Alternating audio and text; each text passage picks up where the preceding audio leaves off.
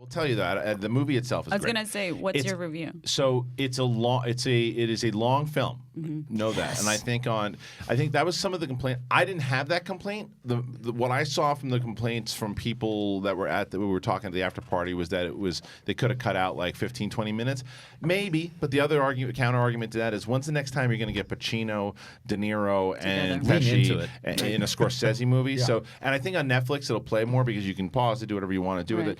It is a classic Scorsese film. Awesome. It is just masterful storytelling from A to B. De Niro is great because, and you're worried because they've all played gangsters before. It's like, okay, this is going to be the same Pesci. Pesci is a totally different type of gangster in this movie. And he's so good in it. And you buy him. The de-aging, there's only like one or two times you go, it looks like a video game. You can't even pick it up. Although you can't de-age movement. There's there's one part where like young De Niro's like stomping a guy, and it's like you see 60 or 70-year-old De Niro doing it. Like, you get over it. That was like Samuel Jackson and Captain Marvel. Yeah. You can tell, but you get over it. The use of music you're going to love because from the second you open up, you go, well, this is a Scorsese film. You can tell right away. Like the Stones or something.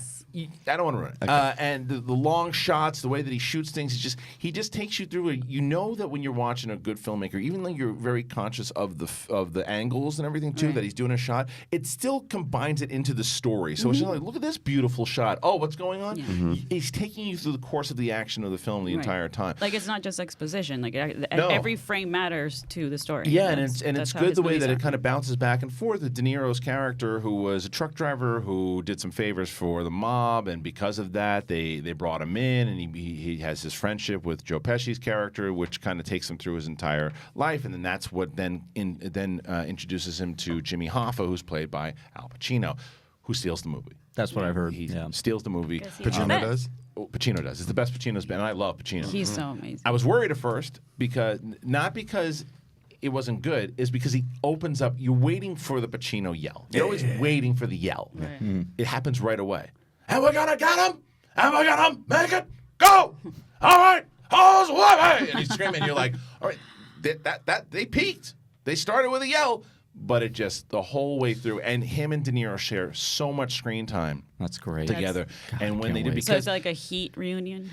No, because of the relationship, obviously. But they have that one scene in Heat, obviously. But this is they really, and it's not righteous kill, thank God. And they bounce back and forth off of each other. And De Niro has to play younger than Pacino, like significantly younger, and it works. And you understand why. And it's just there's just so much depth to the film, and there's so it's rich in character, and it doesn't get repetitive like, oh, this isn't Goodfellas, this isn't Casino. You don't even think about that stuff because it's just a new story that he's telling, and it chronicles the Irishman. It chronicles De Niro's life through, and I don't think that a lot of this story obviously is real. I don't know if the character that he's playing is real unless it's like a mixture of all these different people, because there's things that happen. You're like, well, they don't know that definitely happened, but they're insinuating that that's what happened. I have a question. Yeah. Is it better than Marvel movies?